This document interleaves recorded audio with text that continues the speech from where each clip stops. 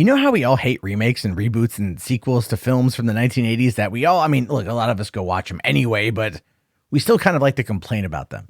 Well, to be fair, if you are a fan of movies from the 1980s and you are not a fan of them being bastardized in current year for profit, you might enjoy this story. Studios may actually be losing the rights to Elm Street, Die Hard, Terminator, and other 1980s movies soon. And that is actually, this is a real thing. This is not like some, no. This could be really happening, which is going to turn Hollywood on its ear in regards to a lot of things.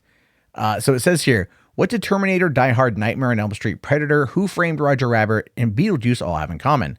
The rights to every one of these franchises and more could be hanging in the balance. The reason is a copyright law that authors are increasingly exercising, which could make for major battles and reboots, sequels galore, depending on how this all gets sorted out from case to case. So with that, and I should clarify, as much as it might stop certain studios from completely driving franchises into the ground, it would then open it up for the author to then sell those rights to another company, which then could potentially do a sequel. My hope with that, my dream with that would be that the writer then comes on board to do it himself or herself as a way to then keep it as close to canon as humanly possible. But either way, man, we're going to come into some weird stuff here. So according to a new report, many authors are seeking to terminate the U.S. rights deals that were made for certain properties from the 80s. For example, Gary K. Wolfe is seeking to terminate Disney's rights to the book that ultimately inspired Who Framed Roger Rabbit. That would mean that Disney couldn't make the sequel themselves unless they cut a new deal. But then again, why would they? It's been almost 40 years. You think they're not making a damn sequel. It's been almost 30 years or whatever. It's been over 30 years. I forget. They're not making a sequel. There's no way Warner's would work with them on this one. Or if they couldn't stop Wolf from cutting a deal or for a remake or new interpretation elsewhere. Every single one of the franchises mentioned and many others are facing similar battles. Stephen King is said to be actively trying to regain the rights to many of his works. And I think he wants to sell them to Netflix because they seem to be the ones that are doing it well. That and Warner's seem to be pulling off good stuff here. Although I will say, though, the CBS All Access, The Stand, I'm looking forward to. However, he goes on to say that the reason for this is the Copyright Act of 1976. This initially gave musicians and songwriters the ability to regain the rights to music that was licensed after 35 years. The idea is that it would allow for them to renegotiate better deals and take back ownership of their work. In 2003, the same right was given to authors. So people who wrote screenplays for movies or works that inspired movies, such as novels or any other written work, can reclaim the rights to those works after 35 years. This only applies to U.S. copyright law, and it isn't universal, and it's different from country to country, meaning like, now while the movies are made here, international distribution just got a whole lot trickier, with the exception, I believe, of streaming, which might be all under one umbrella. But it goes on here to talk about the Friday the 13th legal battle, where screenwriter Victor Miller exercised the very right to try to get the rights back to the iconic horror series. And that's resulted in a long, complicated struggle with no end in sight, which is unfortunate because, the biggest the biggest victim in that one, as of where we currently stand, is a video game.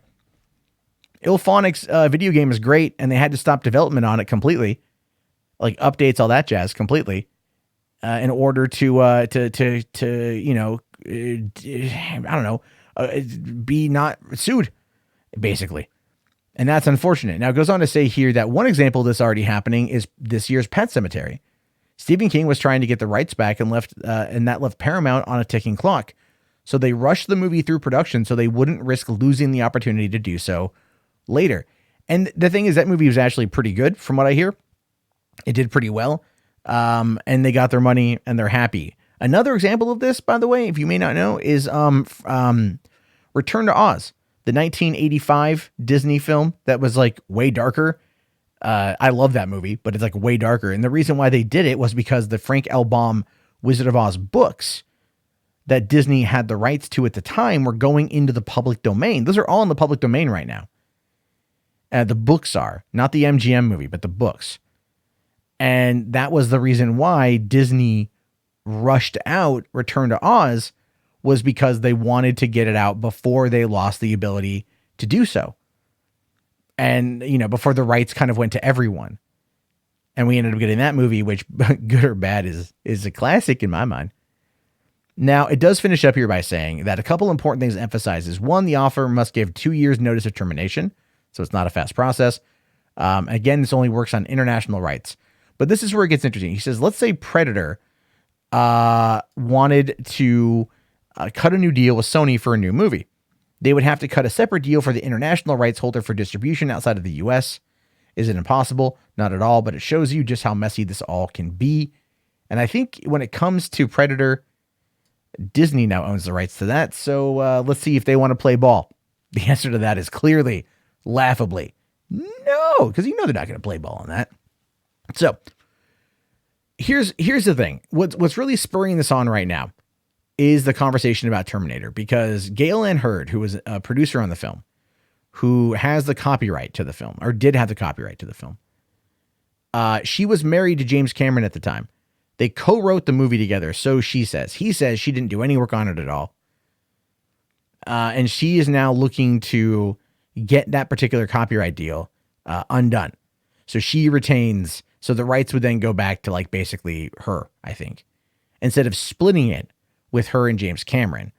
Now, that's something that hasn't been talked about a great deal in regards to the rights following Terminator Dark Fate and where things are going to go. That again, if that movie flops, which it could not, I have no idea. What we're looking at here is a situation where it's going to get pretty wild, pretty quick. And it will be fun to watch the train wreck, I think. It'll be a lot of fun to watch the train wreck. So I'm curious to know what you guys have to say about this. Do you think that we're going to see a lot of these 80s films get auctioned off to different cinemas or different studios? You think the streaming sites are going to come in and pick them up because they know that nostalgia sells, and nostalgia will also get butts to purchase subscriptions? Do you think that some of these franchises are just going to be caught in a copyright, distribution rights limbo that's going to prevent any and all future films from being made? That's actually the one I'm kind of hoping for the most. I don't think we need a remake of Die Hard, no matter how much they're going to want to do it. Nightmare on Elm Street, same thing. Terminator, if Dark Fate sets up a good sequel trilogy or something, and really allows it to grow and be good, then perhaps. And I just want there to be another good Predator movie.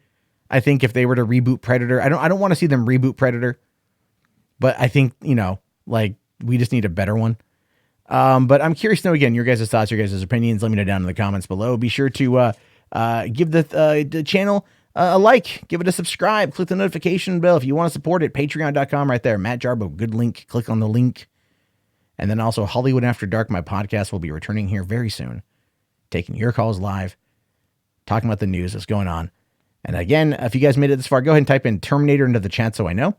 Have yourself a great day, guys, and peace out.